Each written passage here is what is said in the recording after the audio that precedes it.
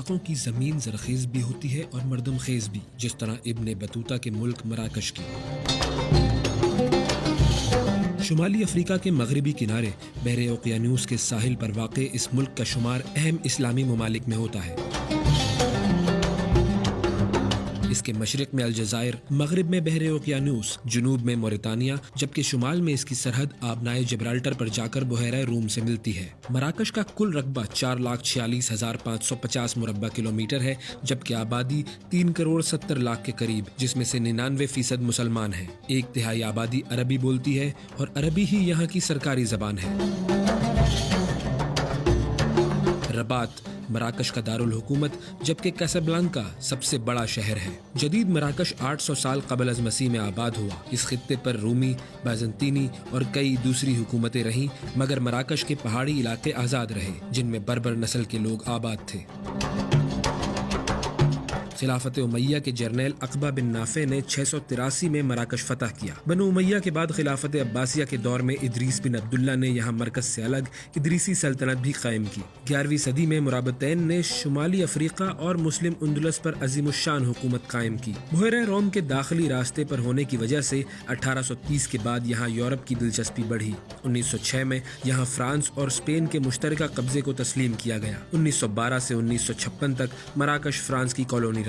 مراکش کی فرانس سے آزادی میں پاکستان کا بڑا اہم کردار رہا ہے۔ 1952 میں مراکش کے شاہ محمد پنجم کی طرف سے بھیجے گئے تحریک آزادی کے سرگرم لیڈر احمد عبدالسلام بلفرج نے جب اقوام متحدہ کی جنرل اسمبلی میں مراکش کی آزادی کے حق میں آواز بلند کرنے کے لیے کوشش کی تو وہاں موجود فرانسیسی نمائندے نے انہیں یہ کہہ کر خطاب کرنے سے روک دیا کہ مراکش چونکہ فرانس کی کالونی ہے، اسی لیے احمد بلفرج کو اس پلیٹ فارم سے بولنے کی اجازت نہیں۔ اجلاس میں شریک پاکستان کے پہلے وزیر خارجہ سر ظفر اللہ خان نے جب ایک مسلمان رہنما کے ساتھ فرانسیسی نمائندے کا حد آمیز سلوک دیکھا تو انہوں نے احمد بلفرج کو پاکستانی شہریت کی پیشکش کی اور رات گئے انہیں پاکستانی پاسپورٹ جاری کیا گیا۔ اگلے روز احمد بلفرج نے جنرل اسمبلی کے اجلاس میں پاکستانی چیئر سے خطاب کر کے مراکش کی فرانس کے تسلط سے آزادی کے حق میں آواز بلند کی، جس نے مراکش کی تحریک آزادی میں نئی روح پھونک دی اور بالآخر 19 نومبر 1956 کو مراکش فرانس کے تسلط سے آزاد ہو گیا۔ آزاد مملکت کے قیام کے بعد احمد عبدالسلام بلفرج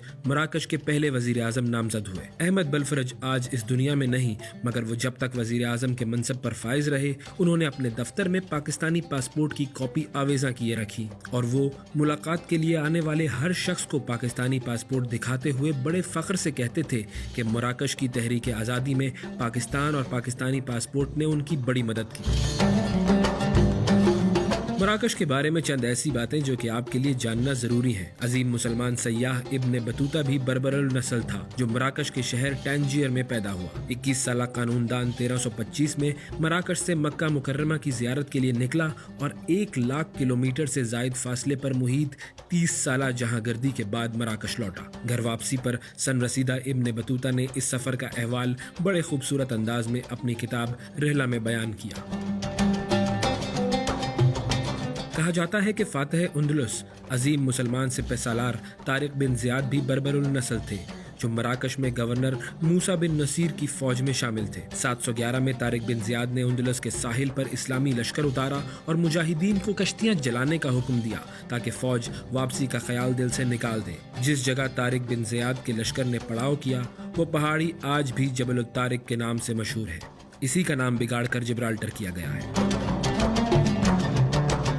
مراکش اور اسپین کو جدا کرنے والا تنگ سمندری راستہ آبنائے جبرالٹر کہلاتا ہے۔ مراکش کے شہر فیس میں 859 عیسوی میں قائم ہونے والی جامعہ قروین موجود ہے، جہاں اس یونیورسٹی کے قائم ہونے سے لے کر آج تک بلا تعطل درس و تدریس کا کام جاری ہے۔ یہی وجہ ہے کہ گینس ورلڈ ریکارڈ نے اس یونیورسٹی کو مسلسل درس و تدریس میں مصروف عمل سب سے قدیم یونیورسٹی قرار دیا ہے۔ مراکش میں شفشاؤں شہر اپنے نیلے رنگ کی عمارتوں کی وجہ سے مشہور ہے، جہاں پر تمام عمارتوں پر نیلا رنگ کیا گیا ہے۔ یہ رواج 1492 میں شروع ہوا جب اسپین سے یہودی یہاں آ کر آباد ہوئے۔ مراکش میں محبت کا تعلق دل کے بجائے جگر سے بتایا جاتا ہے۔ فٹ بال مراکش کا قومی کھیل ہے، جبکہ بربری شیر یہاں کا قومی جانور۔ مراکش پہلا ملک ہے جس نے 1777 میں امریکہ کو بطور آزاد ملک تسلیم کیا۔ امریکہ مراکش دوستی کا یہ معاہدہ امریکہ کا قدیم ترین دوستی کا معاہدہ ہے جو کہ آج تک برقرار ہے۔ مراکش میں آئینی بادشاہت ہے۔ بادشاہ قومی اور مذہبی لیڈر مانا جاتا ہے۔ محمد السادس اس وقت مراکش کے بادشاہ ہیں۔